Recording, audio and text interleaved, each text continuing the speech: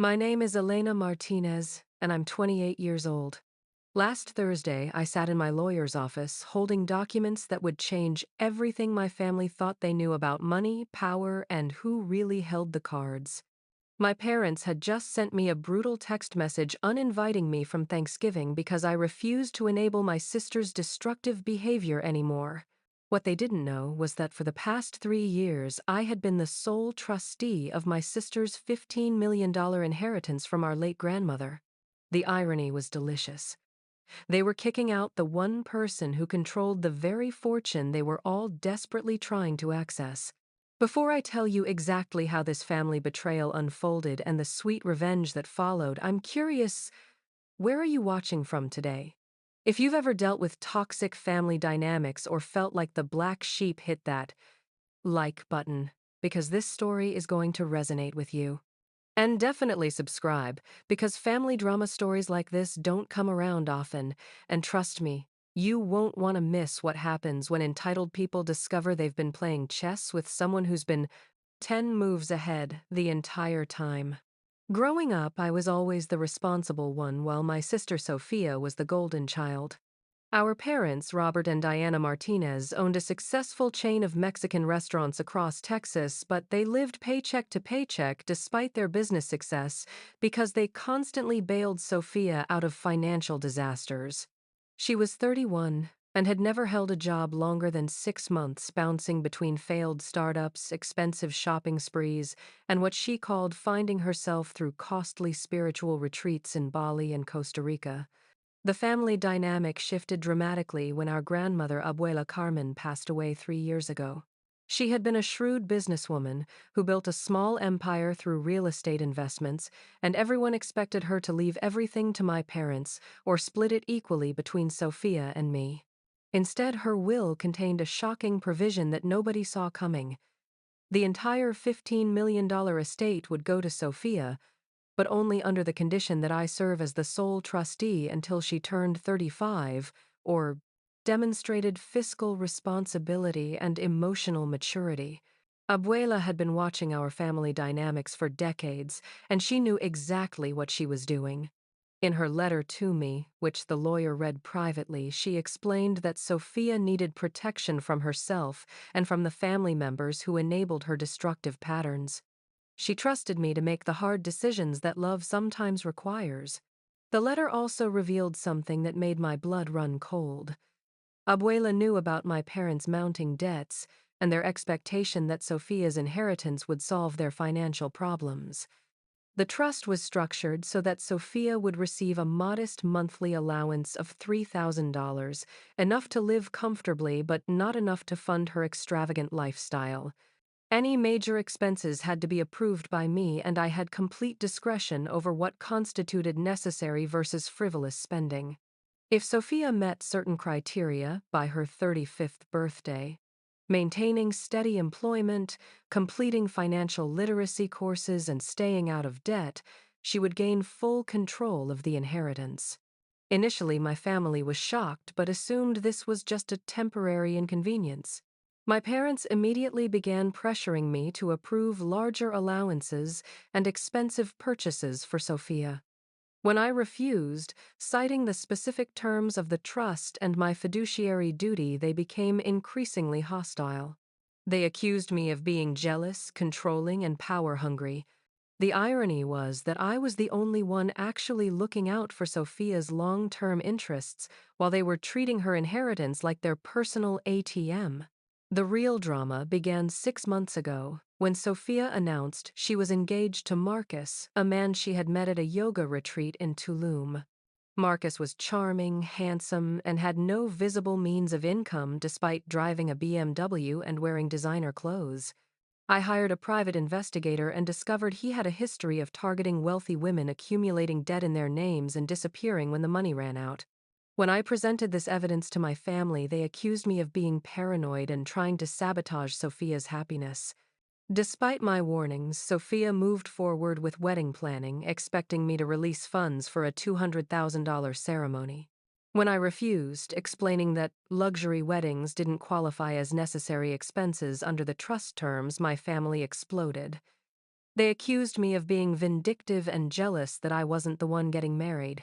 What they couldn't see was that I was trying to prevent Sophia from making a catastrophic mistake that would cost her millions.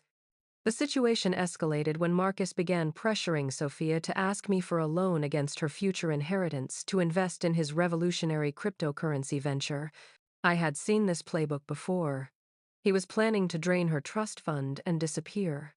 When I firmly refused and explained that I would never approve funds for speculative investments, Marcus began openly hostile toward me at family gatherings, calling me a control freak who was keeping his fiancé from her own money. My parents sided with Marcus and Sophia, insisting that I was overstepping my authority as trustee. They threatened to take legal action to have me removed, not understanding that Abuela had specifically chosen me and structured the trust to prevent exactly this kind of family pressure. The legal documents were ironclad, drafted by the best estate attorneys in the state, and my position as trustee could only be challenged under very specific circumstances that didn't apply to our situation. The final straw came during our last family dinner together, when my father demanded that I immediately release $1 million for Sophia's wedding and Marcus's business venture. When I calmly explained that this violated both the letter and spirit of the trust, my mother screamed at me, calling me a heartless sister who was destroying the family. Sophia, manipulated by Marcus and enabled by our parents, declared that she never wanted to see me again until I gave her back her money. The text message arrived on a Tuesday evening while I was reviewing quarterly reports for my consulting business. It was from my mother, and the words hit like a slap across the face. Elena, after much discussion, your father and I have decided that you are no longer welcome at Thanksgiving dinner this year. Your controlling behavior regarding Sophia's inheritance has created too much family stress. Perhaps some time apart will help you reflect on your priorities. We hope you'll reconsider your stance and start putting family first. I stared at the message in disbelief, reading it 3 times before the full impact sank in. They were uninviting me from Thanksgiving, a tradition that had been sacred in our family for 28 years. The audacity was breathtaking. Here I was, following our grandmother's explicit wishes and protecting Sophia from financial ruin, and I was being punished for it. The message was clearly orchestrated by Marcus, who had been systematically turning my family against me since the moment I refused to fund his schemes. What made it worse was the timing. Sophia's 32nd birthday was approaching in January, which meant we were halfway through the trust period. I had been hoping that the structure Abuela created would eventually help Sophia develop better financial habits and see through Marcus's manipulation. Instead, the family had closed ranks against me choosing the path of immediate gratification over long-term financial security. I called my cousin Maria, who had always been like a sister to me, to vent my frustration. She was horrified by my parents' decision and revealed something that made my blood boil. Apparently, Marcus had been telling people at family gatherings that he had a plan to access Sophia's inheritance early and that I was the only obstacle standing in their way. I grabbed the folder of evidence my investigator had compiled and drove to my parents' house, knowing that this confrontation would change our family dynamics forever. The scene that greeted me was chaos. Sophia was sobbing on the living room couch, surrounded by crumpled tissues and what looked like legal documents scattered across the coffee table. My mother was pacing frantically while my father sat at his laptop, apparently trying to access financial accounts. In her letter, she had written, "Misha, protecting someone you love sometimes means being willing to be the villain in their story. But remember, the truth always comes out, and real love means making the hard choices." The next morning, I made a decision that would change everything. I called my lawyer, David Chen, and scheduled an emergency meeting. If my family wanted to play hardball, I would show them exactly what hardball looked like. I had been operating under the assumption that eventually they would come around and appreciate what I was doing for Sophia. But their Thanksgiving ultimatum proved that they were more interested in accessing the money than protecting Sophia's future. During the meeting with David, I learned something that shifted my entire strategy.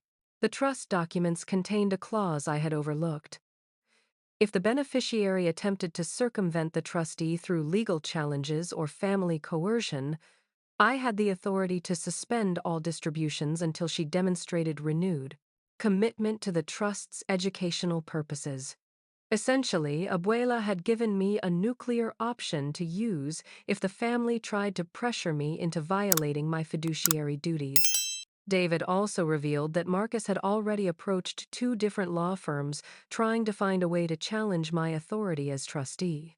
Both firms had turned him down after reviewing the trust documents, but his attempts constituted exactly the kind of circumvention that could trigger the suspension clause.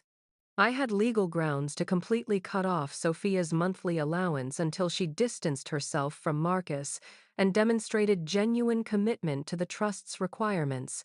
But I decided to take a different approach. Instead of using the nuclear option immediately, I would let the situation play out and see how far they were willing to go. I suspected that Marcus was planning something dramatic for Thanksgiving weekend, and I wanted to be prepared.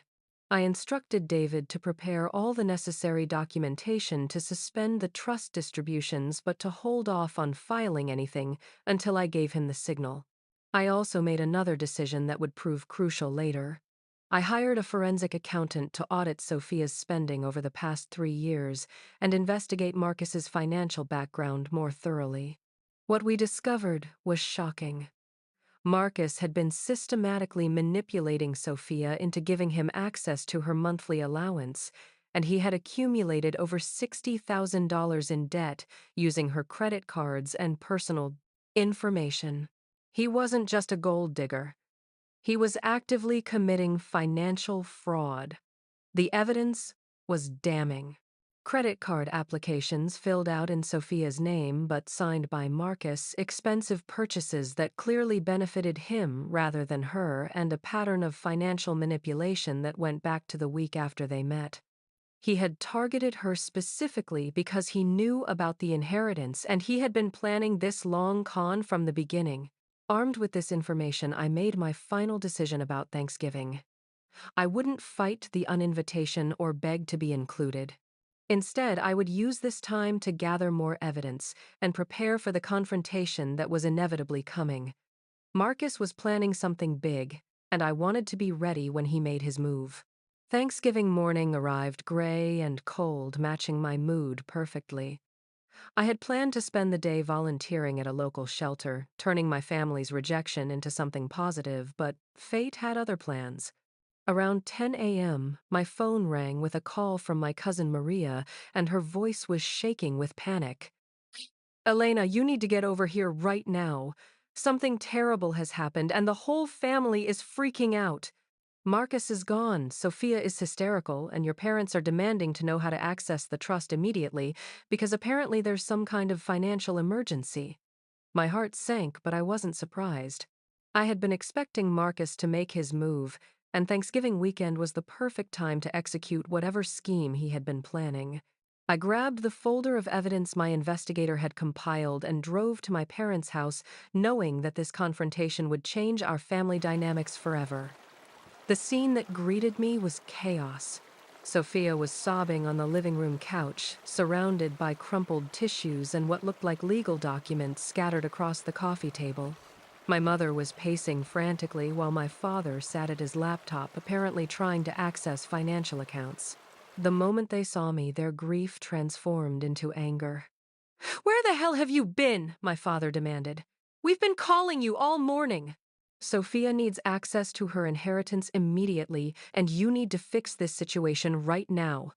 I sat down calmly and asked the question I already knew the answer to.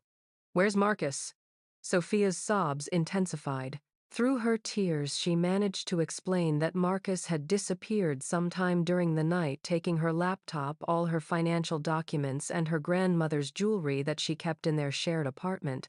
But that wasn't the worst part. When Sophia woke up and tried to check her bank account, she discovered that her checking account had been cleaned out. Her credit cards were maxed out with cash advances, and someone had attempted to access her trust account using forged documents. My mother exploded at me. "This is all your fault. If you had just given them the money they needed for the wedding and the business investment, none of this would have happened." Marcus only left because you made their life impossible with your controlling behavior. The victim blaming was breathtaking, but I had expected this reaction. Narcissistic families always find ways to blame the truth teller when their enabling behavior leads to predictable consequences. I pulled out my folder and placed it on the coffee table next to the scattered legal documents. Before we go any further, I said quietly, I think you all need to see something. I opened the folder and began laying out the evidence my investigator had compiled. Bank statements showing systematic financial abuse credit applications with forged signatures, photographs of Marcus with previous victims, and a detailed timeline of his manipulation tactics. He had convinced my parents that I was being unreasonably stubborn and that there must be legal ways to override my authority as trustee. That night, I couldn't sleep. I kept thinking about Abuela Carmen and the conversations we had during her final months. She had specifically warned me that the family would pressure me, that they would make me feel guilty and isolated for doing the right thing. She had prepared me for this moment, though I never imagined it would be this painful. He targets wealthy women, moves in quickly, isolates them from family members who might ask questions, accumulates debt in their names, and disappears with whatever liquid assets he can access. The only reason Sophia isn't completely ruined is because I controlled the majority of her inheritance. Sophia stopped crying and stared at the documents, her face cycling through shock, denial, and finally devastating recognition. But he said he loved me, she whispered. He said we were going to build a life together. I handed her the most damning piece of evidence. A series of text messages between Marcus and an unknown number, discussing Sophia's trust fund situation and strategizing about the best ways to pressure the sister into releasing larger amounts. The messages obtained through legal channels as part of the fraud investigation painted a picture of calculated manipulation that had nothing to do with love. My father, who had been silently reviewing the financial documents, suddenly looked up with an expression I had never seen before.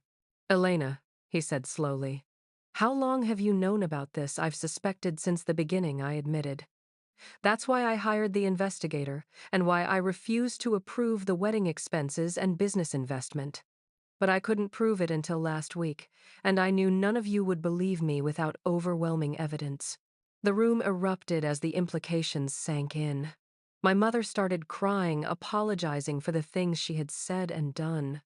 My father sat in stunned silence, calculating how much money the family would have lost if I had given in to their pressure. But Sophia's reaction was the most heartbreaking. She curled into a ball on the couch, overwhelmed by the realization that everything she thought she knew about her relationship was a lie. But we weren't done yet. As my family processed this information, my phone rang with a call from David Chen, my lawyer. Marcus had made one final desperate move that morning, attempting to access Sophia's trust using documents he had stolen and forged. The bank had flagged the attempt as fraud and contacted law enforcement. Marcus was currently in custody, and the FBI was investigating his involvement in a larger scheme, targeting inheritance beneficiaries across multiple states. The irony was perfect. My parents had uninvited me from Thanksgiving because they thought I was the obstacle to the family's financial security. In reality, I was the only thing standing between them and complete financial ruin. If I had given in to their pressure and released the money Marcus wanted, Sophia would have lost everything and my parents would have been left to deal with the fallout of enabling her destruction. You know, if you're watching this and you've ever been the one person in your family who has to make the unpopular decisions, I see you. Sometimes, protecting the people we love means being willing to be misunderstood, isolated, and blamed. But stay tuned, because this story is about to take another incredible turn that nobody saw coming, especially my parents. As the FBI investigation into Marcus's fraud ring expanded over the following weeks, more shocking details emerged that would fundamentally change how my family viewed our entire history. Agent Sarah Williams, who was leading the case, contacted me directly because my role as trustee had made me an unwitting key witness in a much larger criminal enterprise. The investigation revealed that Marcus wasn't just a random con artist. He was part of an organized group that specifically targeted families with inheritance disputes. They had been monitoring probate records, social media, and even hiring people to attend upscale social events where they could identify potential victims. Sophia had been marked as a target before she even met Marcus at that yoga retreat, which turned out to be one of their hunting grounds for wealthy, emotionally vulnerable women. But the most devastating revelation came when Agent Williams showed me evidence that someone in our family had been feeding information to Marcus's organization. Bank statements, family financial discussions, and even details about the trust structure had been systematically leaked to help Marcus refine his approach. The leak wasn't Sophia. She had been as manipulated as everyone else. The evidence pointed to someone who had access to detailed family financial information and a motive to see the trust dissolved. The trail led directly to my parents' financial advisor, Richard Sterling, who had been managing their restaurant business accounts for over 15 years. Sterling had been embezzling from my parents' businesses for years, and when Abuela's inheritance created a potential $15 million source of recovery, he had partnered with Marcus's organization to access those funds. The plan was to manipulate the family into pressuring me to release large sums, which would then be funneled through various investment schemes that Sterling controlled. When I presented this evidence to my parents, watching their faces cycle through disbelief, horror, and finally rage, I felt a complex mixture of vindication and heartbreak. For 3 years, they had viewed me as the enemy when in reality I had been the only thing standing between them and complete financial destruction. Sterling hadn't just betrayed their trust. He had actively orchestrated family conflict to cover his crimes. The scope of Sterling's betrayal was breathtaking. He had convinced my parents to take out business loans they didn't need, invested their money in fraudulent schemes, and even influenced their decision to pressure me about the trust distributions. Every family fight, every accusation of my being, controlling every moment of isolation I had endured, it had all been manufactured by someone they trusted implicitly. Sophia's recovery from the emotional trauma was slow and painful. She had to face the reality that not only had Marcus never loved her, but her family's financial advisor had essentially sold her to criminals. The trust structure that she had resented for 3 years had actually saved her life. Without my stubborn refusal to release funds, she would have lost everything and possibly faced criminal charges as an unwitting accomplice to money laundering. But Sophia surprised everyone, including me, with her resilience. David also revealed that Marcus had already approached 2 different law firms trying to find a way to challenge my authority as trustee. Both firms had turned him down after reviewing the trust documents, but his attempts constituted exactly the kind of circumvention that could trigger the suspension clause.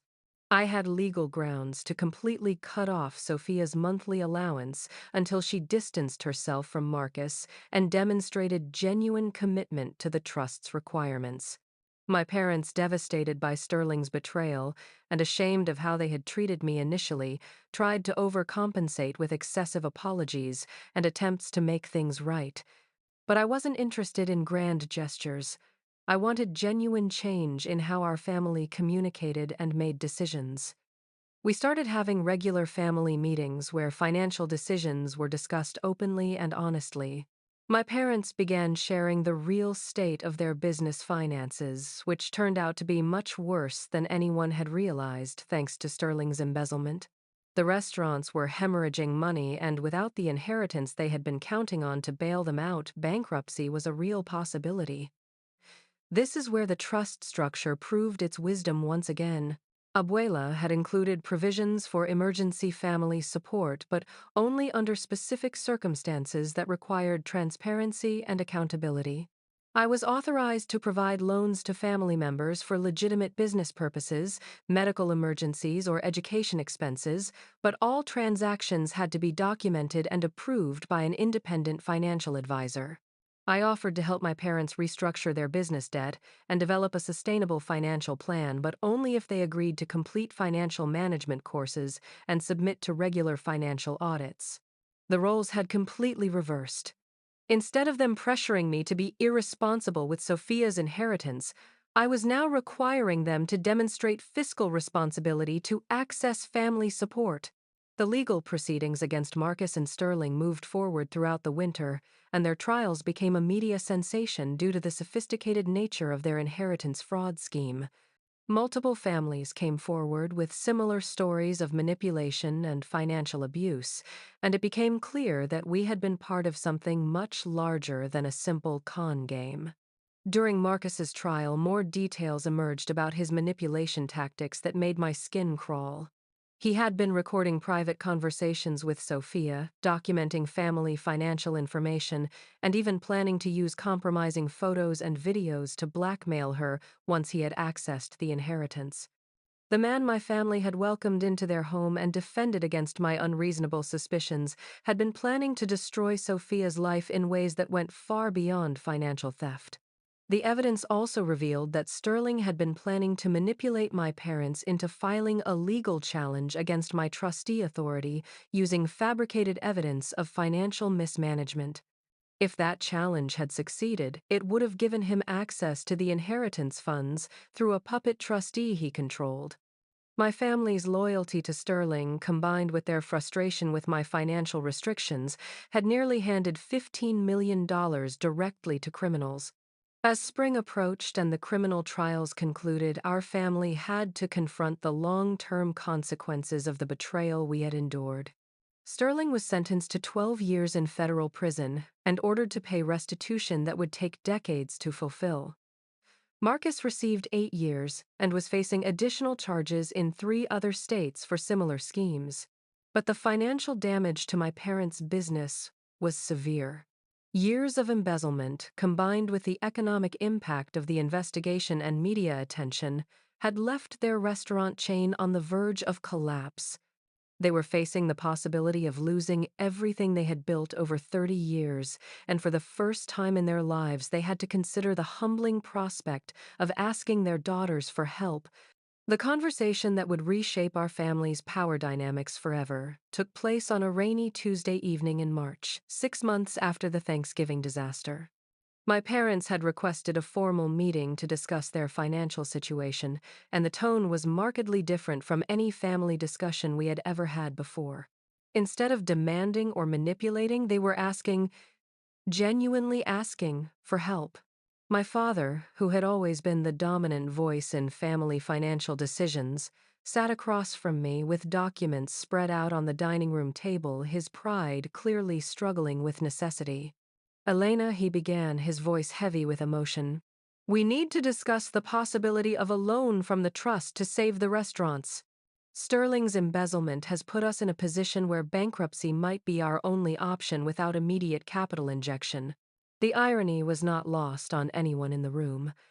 The same man who had uninvited me from Thanksgiving for being controlling with family money was now formally requesting that I exercise that exact control to save his business.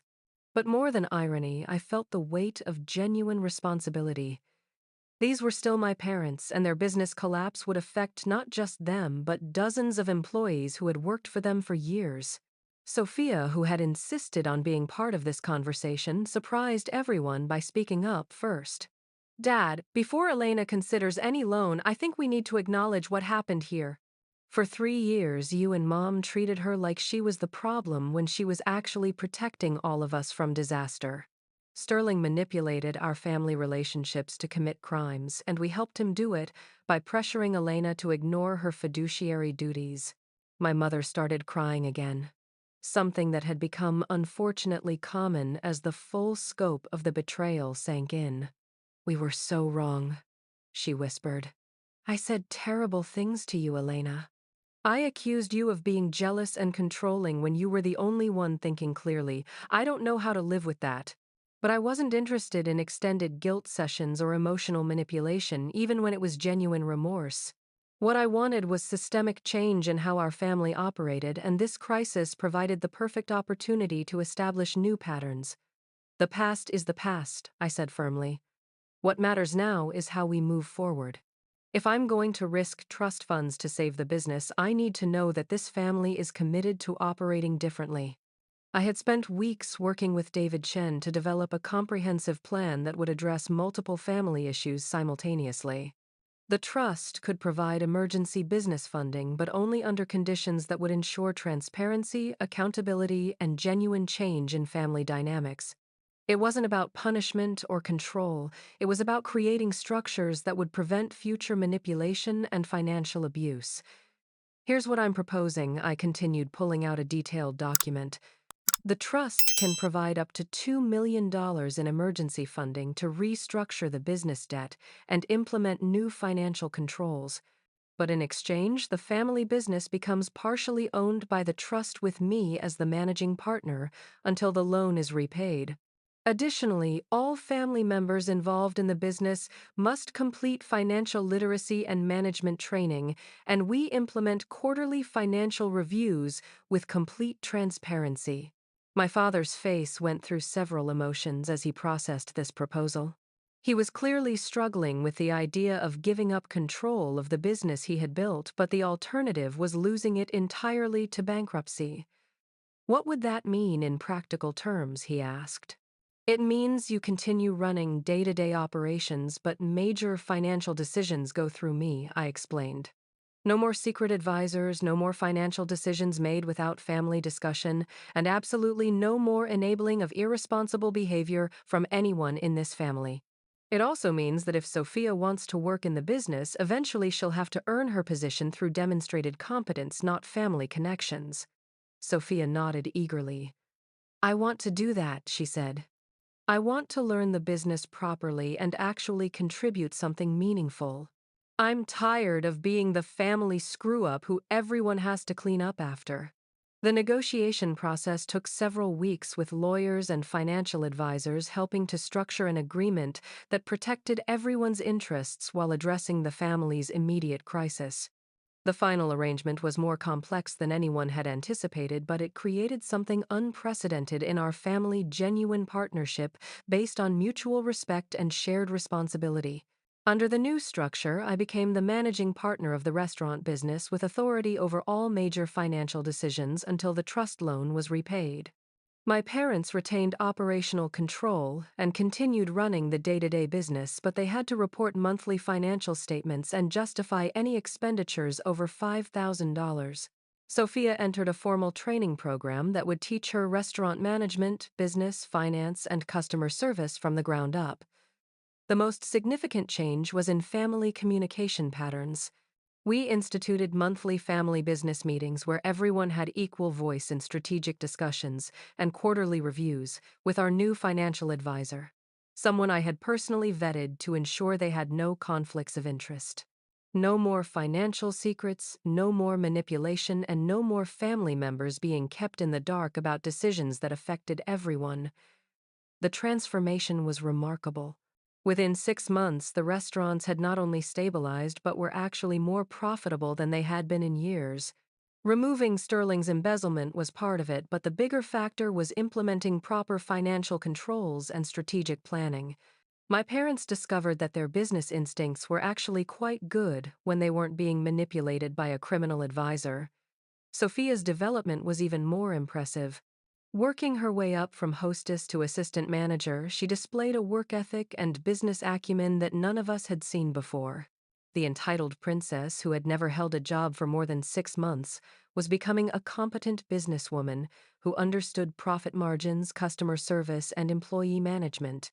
But the real victory was in our family relationships. The crisis had forced us to confront toxic patterns that had existed for decades. Enabling behavior, financial secrecy manipulation, through guilt and family loyalty, and the assumption that love meant never holding each other accountable. Sterling and Marcus had exploited these weaknesses, but surviving their betrayal had made us stronger and more honest with each other. By the time Sophia's 33rd birthday arrived, she had not only met all the requirements for early access to her inheritance, but had exceeded them. She had maintained steady employment for over a year, completed advanced financial management courses, eliminated all her debt, and demonstrated genuine emotional maturity in how she handled both the business responsibilities and the ongoing legal proceedings. The birthday dinner was held at the flagship restaurant, surrounded by employees who had become like extended family during the recovery process. As I prepared to make the announcement that would officially transfer control of her inheritance, I reflected on how much had changed since that terrible Thanksgiving when my parents had uninvited me from dinner. The moment I had been building toward for over 4 years finally arrived on Sophia's 33rd birthday in a private dining room at our family's flagship restaurant. The irony of the setting wasn't lost on anyone. We were celebrating in the business that had almost been destroyed by the very greed and manipulation that the trust was designed to prevent. I stood up with the legal documents that would transfer full control of Sophia's inheritance from me to her, but before I signed them, I wanted to address what this journey had taught our family about real wealth, real power, and real justice. 4 years ago, when Abuela created this trust, I thought it was about teaching Sophia financial responsibility, but I was wrong. It was about teaching our entire family what it means to protect and support each other honestly. Sophia, now a confident young woman who bore little resemblance to the entitled Princess Marcus had targeted, spoke first. Elena, I owe you an apology that's 4 years overdue. You saved my life in ways I'm still discovering. Marcus wasn't just after my money. The FBI found evidence that he was planning to isolate me, completely drain the inheritance, and then probably disappear, leaving me with nothing but debt and possibly criminal charges for money. Laundering. If you had given in to family pressure, I would have lost everything. My father, his voice thick with emotion, added his own confession. Elena, I've spent 60 years thinking I knew what it meant to be a strong man and a good father. I thought it meant providing for my family and solving problems through force of will. But watching you handle this situation taught me that real strength means making unpopular decisions to protect people even when they hate you for it. Especially when they hate you for it. My mother reached across the table to squeeze my hand. I said cruel things to you, Mija. I accused you of being jealous and controlling when you were actually the most loving person in this room. I let a criminal manipulate me into attacking my own daughter because I was too proud to admit that maybe you understood something I didn't. But the moment that truly demonstrated how much our family had changed came when David Chen arrived with additional documents that we hadn't expected. The FBI investigation had uncovered assets that Sterling had hidden in offshore accounts, and the restitution process had recovered more money than anyone had anticipated. My parents' business was not only stable now, it was positioned to expand in ways they had never imagined possible. The recovery funds total nearly $3 million, David explained. Combined with the business restructuring and new management practices, the restaurants are now worth significantly more than they were before Sterling's embezzlement began. In financial terms, the family is better off now than you would have been if none of this had ever happened. The mathematical irony was perfect. By refusing to enable Marcus and Sophia's destructive relationship, I had indirectly exposed Sterling's embezzlement before it could completely destroy my parents' life work. By maintaining strict control over the trust distributions, I had prevented the family from making financial decisions that would have cost us millions. The very controlling behavior that had gotten me uninvited from Thanksgiving had ultimately saved everyone. But more important than the financial recovery was the transformation in how our family operated. We had learned to communicate honestly about money, to hold each other accountable with love, instead of enabling with false kindness, and to recognize manipulation tactics before they could damage our relationships. The skills we had developed weren't just about protecting inheritance money. They were about building genuine trust and respect. Sophia's inheritance transfer ceremony was surprisingly emotional. As I signed the documents that gave her full control of the $15 million, I realized that I was no longer worried about how she would use it. The woman sitting across from me had earned this money through years of hard work, personal growth, and demonstrated wisdom. Abuela would have been proud of who her granddaughter had become. There's one more thing, Sophia said, producing her own set of legal documents. I've decided to restructure the inheritance as a family foundation dedicated to helping other inheritance fraud victims and supporting financial literacy education. Elena, I want you to be the managing director because nobody understands this issue better than you do. The foundation idea was brilliant and perfectly aligned with everything Abuela had hoped to achieve. Instead of the inheritance being a source of family division, it would become a tool for protecting other families from the kind of manipulation we had endured.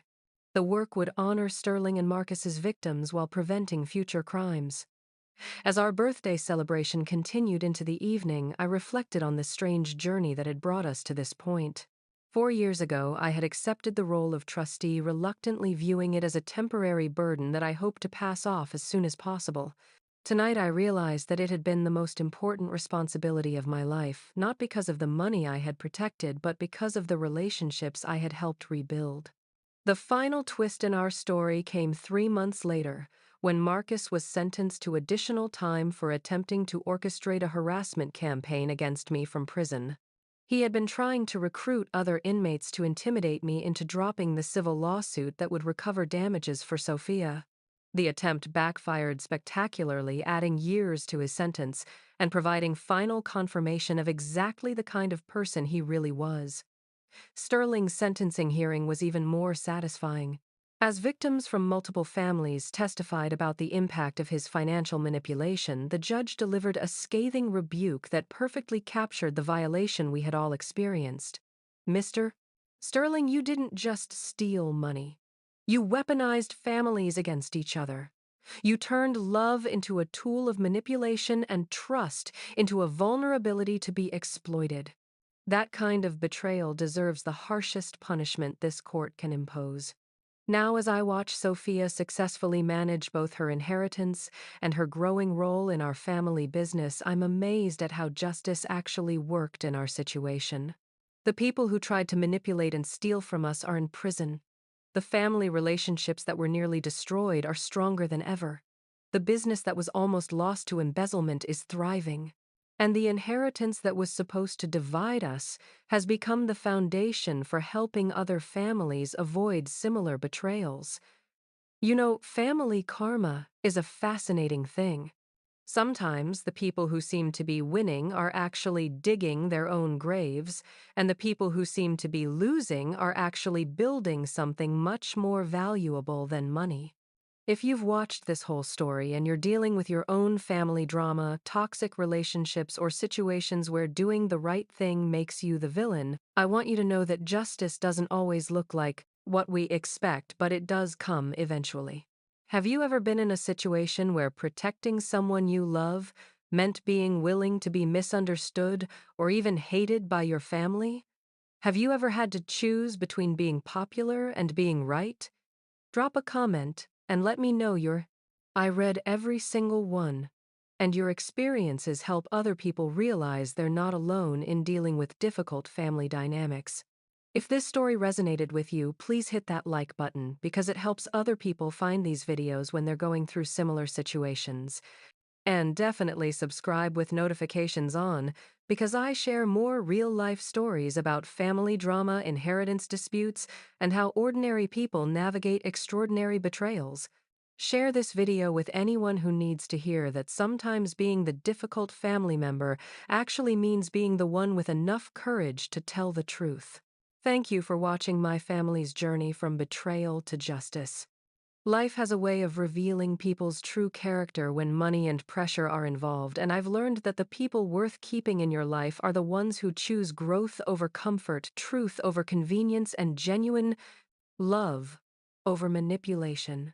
I hope you find that same courage in your own family relationships, and I hope you never have to use it quite as dramatically as I did.